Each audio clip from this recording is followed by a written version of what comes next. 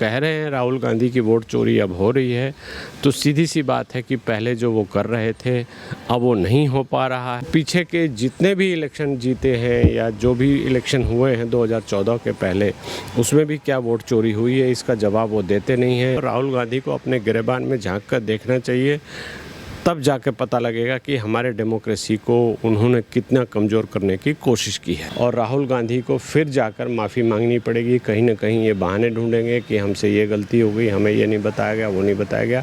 केंद्र सरकार को लेकर और चुनाव आयोग को लेकर लगातार राहुल गांधी आरोप लगा रहे हैं। कल रायबरेली पहुंचे थे राहुल गांधी और उन्होंने कहा है कि वोट चोरी को लेकर हम ऐसे विस्फोटक सबूत देंगे जिससे कि बीजेपी अभी से यानी कि अभी से ही विचलित हो गई है। जिस तरीके से राहुल गांधी का कल रायबरेली में वहाँ के यूथ के जो लोग हैं, जो नौजवान हैं, उन्होंने विरोध किया है। सर, क्या कहेंगे कि लगातार राहुल गांधी वोट चोरी पर अड़े हुए हैं पर सबूत अभी तक नहीं दिया गया है? देखिए, उनके पास कोई सबूत है भी नहीं, और अगर 100 करोड़ या 125 करोड़ या 150 करोड़ लोगों में 10-5 या ऐसे लैप्सेज वो पकड़ के लाते हैं जो ह्यूमन एरर का फैक्टर है या टेक्निकल एरर का फैक्टर हो सकता है, तो उससे कोई बहुत बड़ा सबूत नहीं होगा। और उनको किसी ने नहीं रोका है कि वो लाकर सबूत सबके सामने दे दे। वो सिर्फ डुगडुगी बजा रहे हैं और कुछ नहीं कर रहे हैं। और उन्होंने जो उनके एक साथी हैं बिहार में जो उप मुख्यमंत्री पहले रहे थे, उनके बारे में बोलना छोड़ दिया। चूँकि उनके दो वोटर आई कार्ड डिटेक्ट हो गए थे, तो वो वहाँ भी तो चोरी दिखाई दे रही है, तो एक बार बोले। बंगाल में क्या हुआ उसके बारे में भी बोले। कर्नाटक का इन्होंने बोला तो ये दाव इनका बिल्कुल उल्टा पड़ गया। चूँकि कर्नाटक सरकार, राज्य सरकार कांग्रेस की है और कर्नाटक में ही गड़बड़ियाँ इन्होंने लगाई थी, जो कि दिखाई दे रहा है कि कर्नाटक की राज्य सरकार ने उस पर कोई एक्शन नहीं लिया। तो ये तो कोरी बकवास की बातें कर रहे हैं।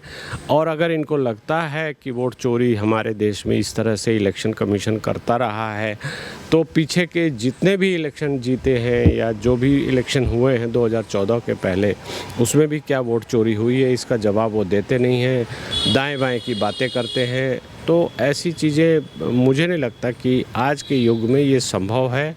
और जिस तरह से जो हमारा इलेक्शन कमीशन का जो मॉड्यूल है, जो रिप्रेजेंटेशन ऑफ पीपल एक्ट का जो मैंडेट है, उसके हिसाब से जो भी गतिविधि चलती है, वोटर लिस्ट का अपडेशन होता है या SIR होती है, तो उसमें कहीं कोई वोट चोरी की गुंजाइश नहीं है। क्योंकि वोट चोरी बहुत ही वेग शब्द है। आप देखेंगे, वोट चोरी का मतलब ये हुआ कि सबसे पहले आप वोटर लिस्ट में किन्हीं के नाम डलवाइए और उसके बाद आप उनसे वोट डलवाइए। तो ये 3-4 स्टेजेस के मामले हैं। इसको कोई भी नहीं कर सकता, कोई सरकार नहीं कर सकती। अगर कह रहे हैं राहुल गांधी की वोट चोरी अब हो रही है, तो सीधी सी बात है कि पहले जो वो कर रहे थे अब वो नहीं हो पा रहा है।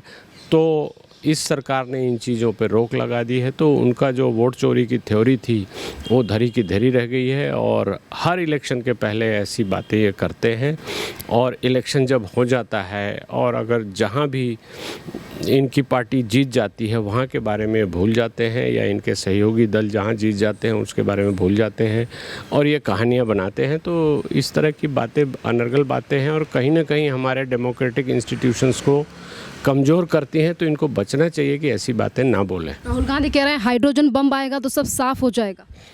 उनके कहने से नहीं आएगा। उनके कहने से अगर हाइड्रोजन बम था तो वो किस चीज़ का इंतज़ार कर रहे हैं? क्या वो चुनाव के बाद तक का इंतज़ार कर रहे हैं या चुनाव के पहले तक का इंतज़ार कर रहे हैं? वो हमेशा यही बातें करते हैं।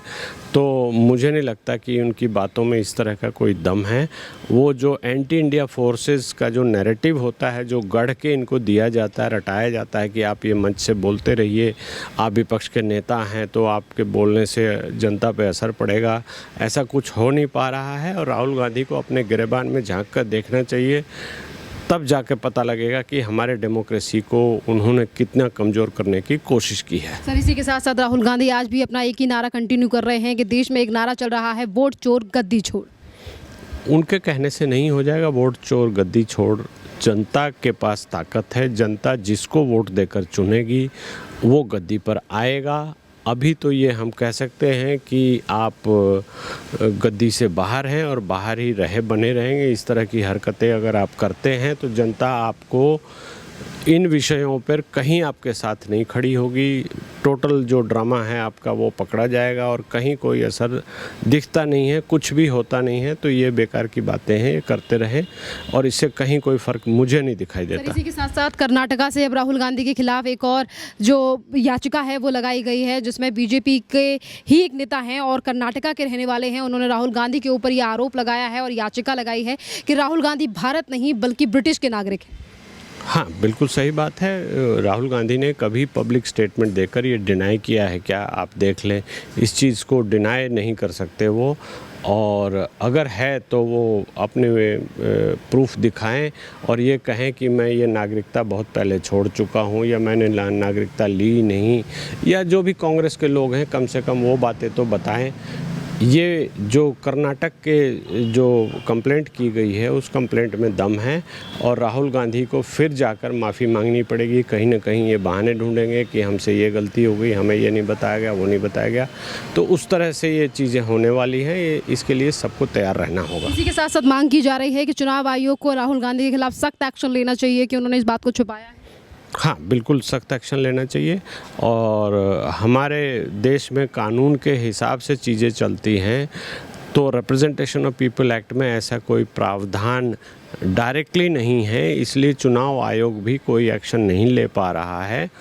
अगर आपके पास 2 वोटर आई कार्ड हैं और अगर आपको शो कॉज दिया जाता है तो आप कैंसिल नहीं कराते हैं तो आपके ऊपर क्रिमिनल एक्शन हो सकता है, लेकिन यहाँ पर ऐसा नहीं है। इनके पास 2 नागरिकताएं हैं, इसलिए ऐसी बातें उठ रही हैं और उसको लेके हमारे देश में कोई कानून नहीं है, उसका ये फ़ायदा उठा रहे हैं और कुछ नहीं कर रहे हैं। तो क्या लग रहा है कि अब अगर ये तमाम मामलों पर चुनाव आयोग एक्शन लेता है, क्योंकि पहले ही वोट चोरी मामले को लेकर चुनाव आयोग ने कहा था कि राहुल गांधी या तो सबूत पेश करें या पूरे देश से माफ़ी मांगे, जिस पर राहुल गांधी ने बाद में बिहार में एक रैली को संबोधित करते हुए कहा कि जब हमारी सरकार आएगी तो हम इलेक्शन कमीशन के जो 3 आयुक्त हैं उन लोगों को देख लेंगे। एक तरफ चुनाव आयोग उनसे सबूत पेश करने के लिए कहता है, दूसरी तरफ राहुल गांधी चुनाव आयोग को ही धमकी दे रहे हैं, जहाँ उनकी नागरिकता को लेकर भी सवाल उठाए जा रहे हैं। देखिए, ये तो इनका चरित्र है, ये हमेशा ऐसी बातें करते हैं। जब चुनाव आयोग ने कहा कि आप अपनी बातें जो प्रूव करना चाहते हैं उसके सपोर्ट में एफिडेविट दीजिए, तो एफिडेविट की बात को ये भूल गए और उससे आगे की बातें करने लगे। आप कहते हैं कि चुनाव आयोग के जो अधिकारी हैं, जो भी इलेक्शन कमिश्नर्स हैं, वो पार्टी लाइंस पर काम कर रहे हैं, जो रूलिंग पार्टी है उनके लिए काम कर रहे हैं।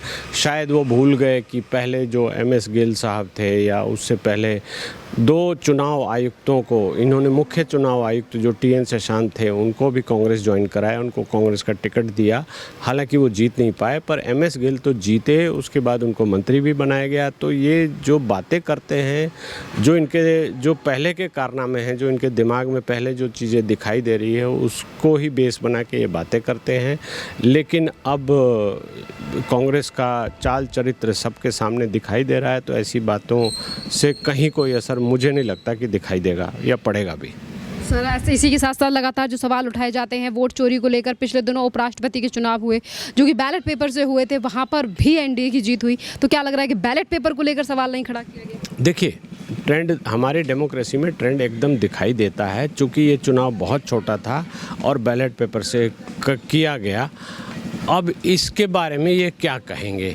और अगर EVM से चुनाव होता है, जहां भी ये सीट जीतते हैं कांग्रेस के लोग या इनके सहयोगी दलों के लोग, तो वो कहें कि हमें ये जीत मंजूर नहीं है, तब जाकर उनकी सच्चाई सामने आएगी। वो तो सिर्फ एक जनता के आंखों में धूल झोंकने के लिए ऐसी बातें करते हैं और जब चुनाव ख़त्म हो जाता है तो उसके बाद इन बातों को छोड़ के आगे कहीं और चल जाते हैं, किसी और विषय पर बातें करने लगते हैं। तो इनको कंसिस्टेंटली इन चीज़ों को अपोजिशन अगर कर रहे हैं तो खुलकर अपोज करना चाहिए, ताकि इनके भी कारनामे लोगों के सामने आ जाएं और लोगों को पता लगे कि पहले क्या क्या इन्होंने किया हुआ है।